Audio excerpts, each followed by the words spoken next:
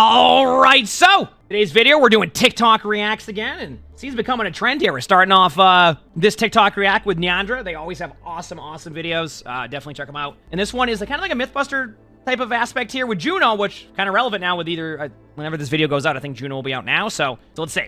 Those hyper and speed boost stack. Yes, it does, but the game has a cap 75%. for speed boosts, which still applies here. Can hypering activate in the air? I think the cap is 75%, by the way. You probably won't need to know that information, but that's the cap.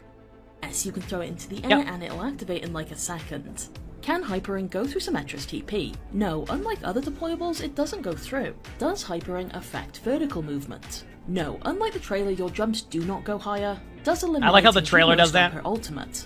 No, it doesn't. Can her ultimate be destroyed with hack or EMP? Nope, neither hack nor EMP seem to interrupt it. Does her ultimate go through walls? Yes, it does, so you can cast it from behind one if. Oh, that's kind of good to know. I didn't know it did that. That's cool. I like that. You can hit allies on multiple layers like this. Yeah, that's really cool. Does lock-on go through shields? No, both your damage and healing will be blocked. Can Juno's lock-on be broken by things like Moira's Fade? This one kind of depends on the hero. You can keep locked on to Reaper during Wraith form, but lose Moira when she fades and Mei when she ice blocks. That's weird. Can you lock on to deployables? No, things like turrets or pylons don't get picked up. Aww. What happens if locked on heroes? I mean, no one's still going to kill pylons? Obviously, they won't get the effect, but if they then re-enter line of sight, they will.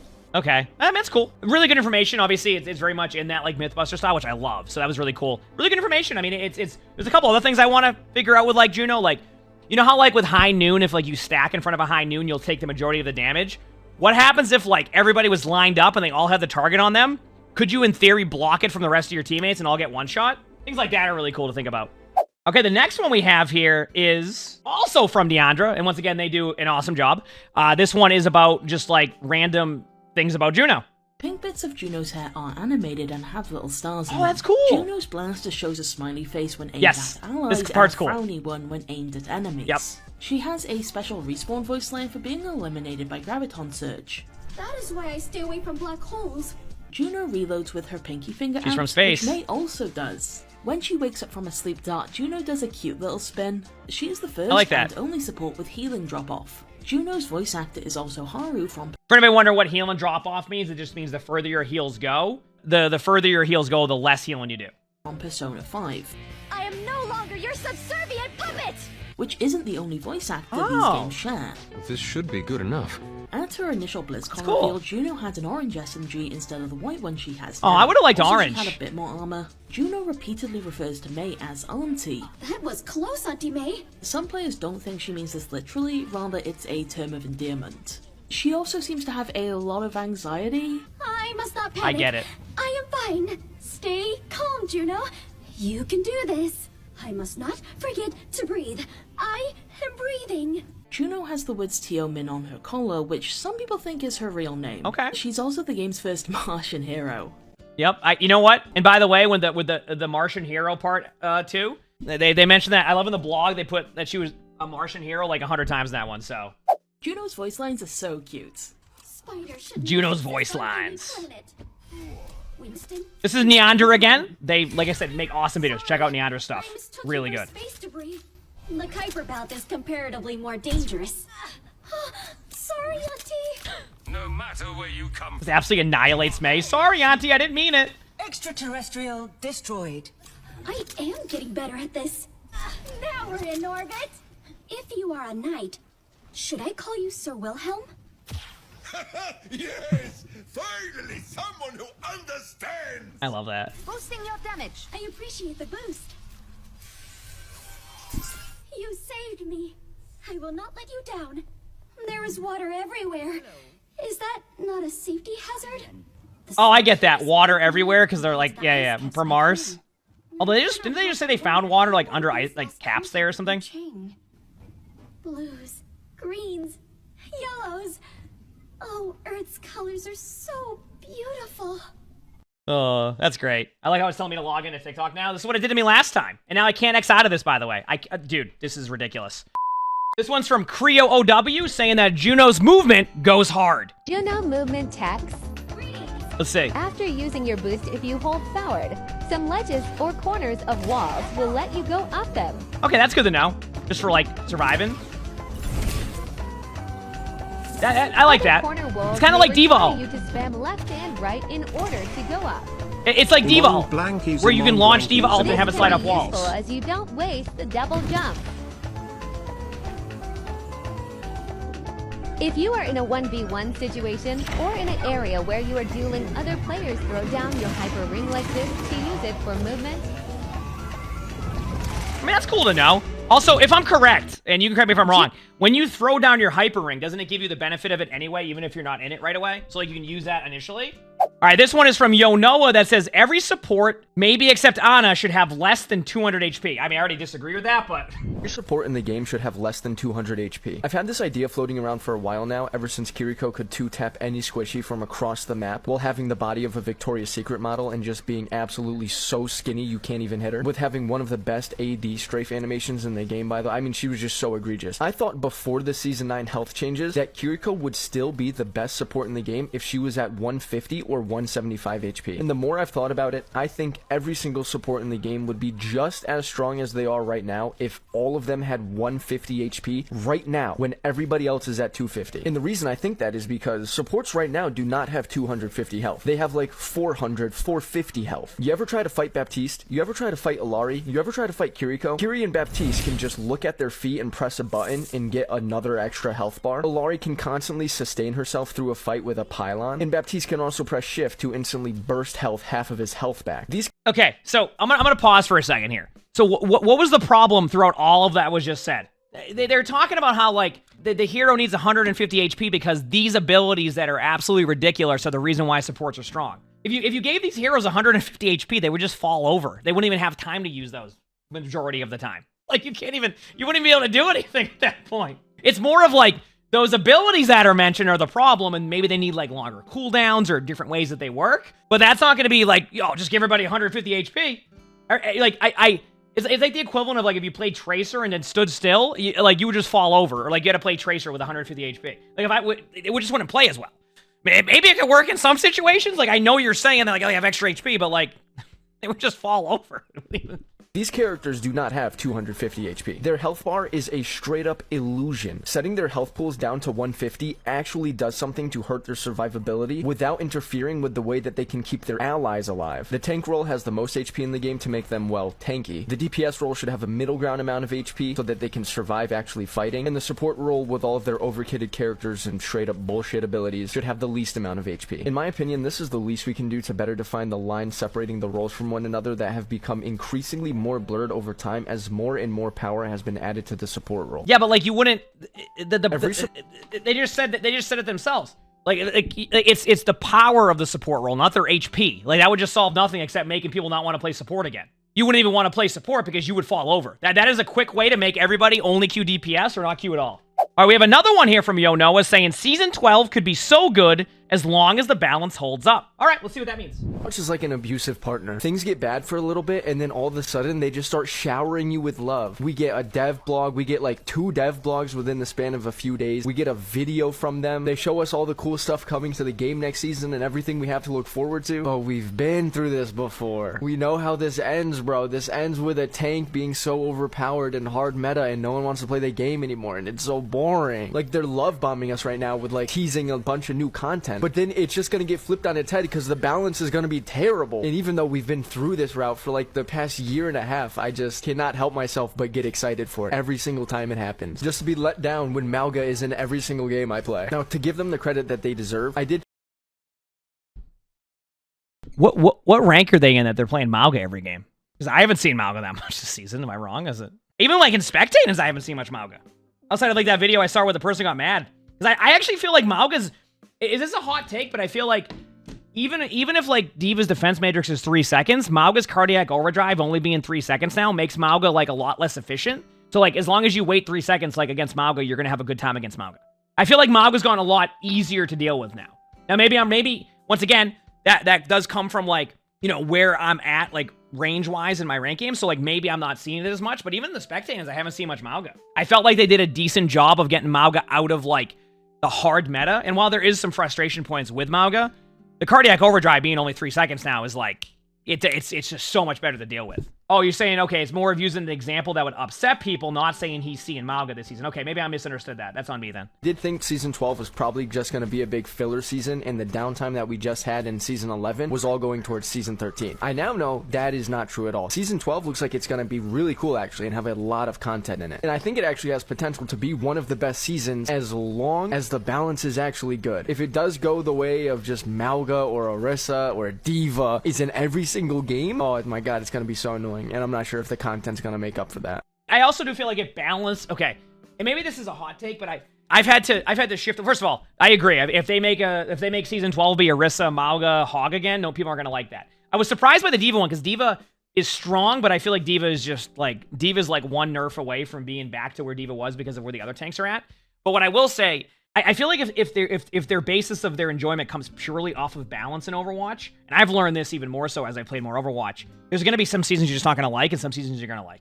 Because balance will always kind of have like this ebb and flow, and like the game plays differently in each rank. The heroes you play can also like dictate that. Like you may only play like one hero, and then this hero is countered by a really strong hero that season, and then it becomes more of a struggle, right? There's a lot of variations there where I've even had to learn this, where if balance is the end-all be-all to everything with the game, then sometimes there's going to be seasons you're just not going to like, unfortunately. All right, this next one is from Javo, and they say, about damn time. All right, what is this?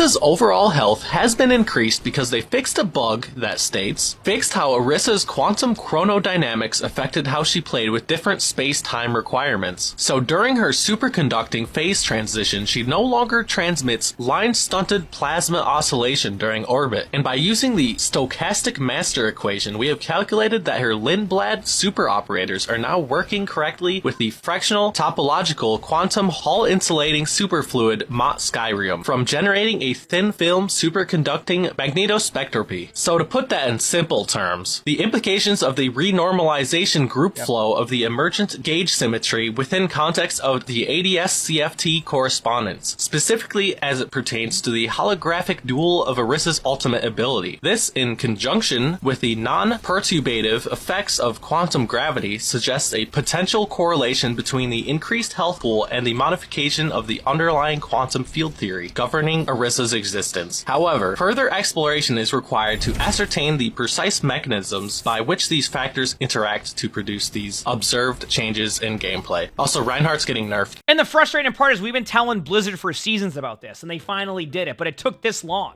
We've been saying the exact same thing. Because obviously you want to see them do this, and I'm glad to see they're finally addressing it. All right, this one is from Senti, and this is Torb Interaction Voice Lines. Did you check if you brought enough repair packs for everyone? Of course, Papa. I'm not a little girl anymore. You'll always be my little girl. You're embarrassing me. I am impressed. I would not think Brig such is crude Torb's creations daughter. actually function. Why, thank you. I must admit I'm surprised.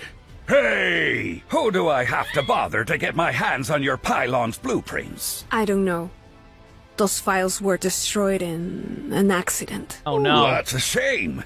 I'll just reverse engineer it then. Who developed those orbs of yours? Ask not who their maker is, but what they mean. You don't know, I don't know what you even mean either. I embrace the unknown. Baptiste, was it?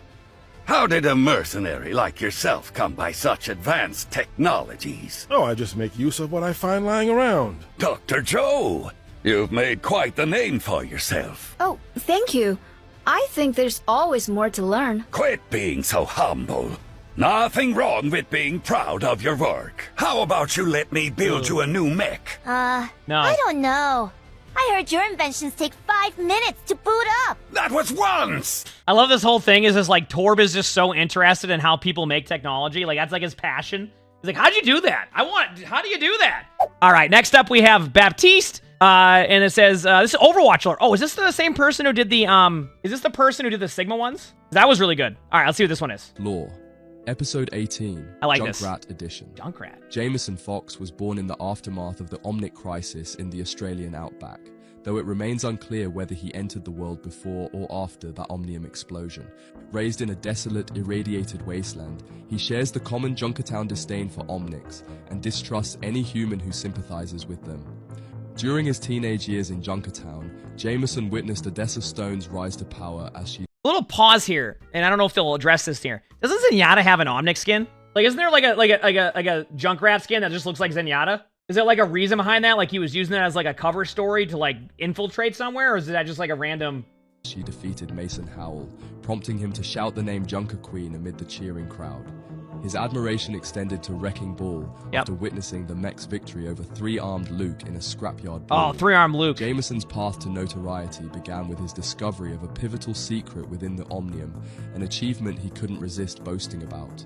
In response, the Junker Queen dispatched enforcers to extract Junkrat boasting about something? Jameson to find unexpected protection from a fellow bar patron known as Roadhog. A bar patron is Roadhog? It makes a lot of sense now. After negotiating a 50-50 split Morning, of the riches everyone. from their exploits, Can't wait to play Roadhog and Juno later Jameson were today. eventually expelled from Junkertown for theft and property damage, notably defying the Junker Queen. Their subsequent travels across the globe were marked by audacious heists, adhering to their motto of no job too big, no score too small, culminating in the infamous theft of the British Crown jewels.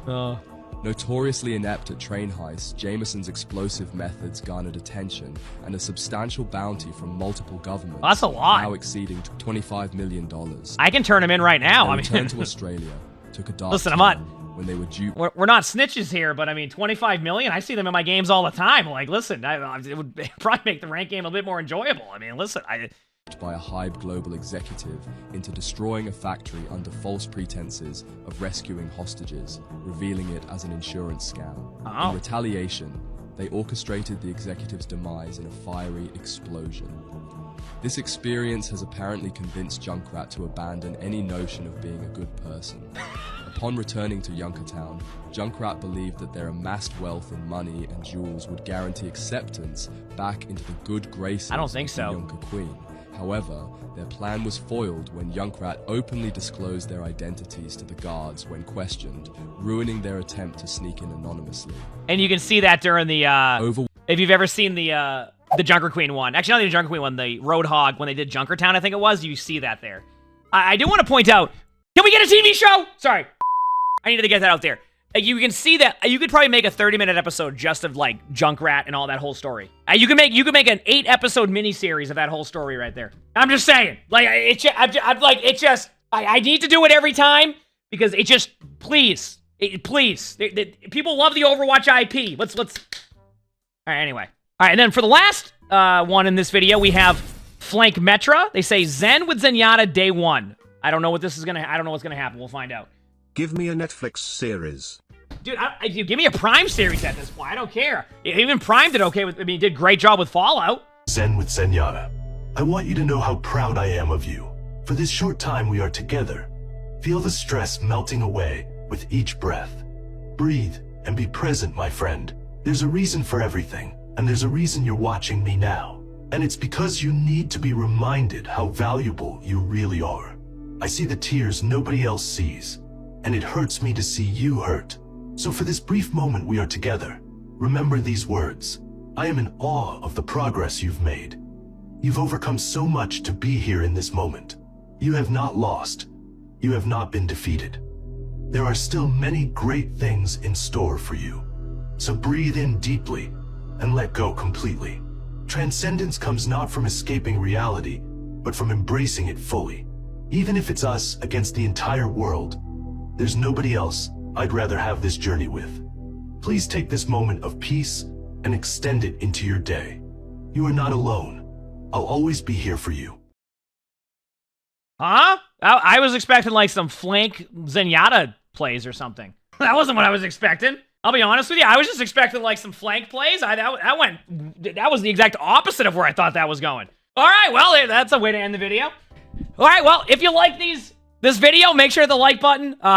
Subscribe to all the YouTubes. Leave a comment. All that helps. Also, we'll have all the links to the videos in the description, so check everybody out. A lot of awesome videos on there. If you want to submit TikToks for us to react to, my Discord's where you would do that in the description below.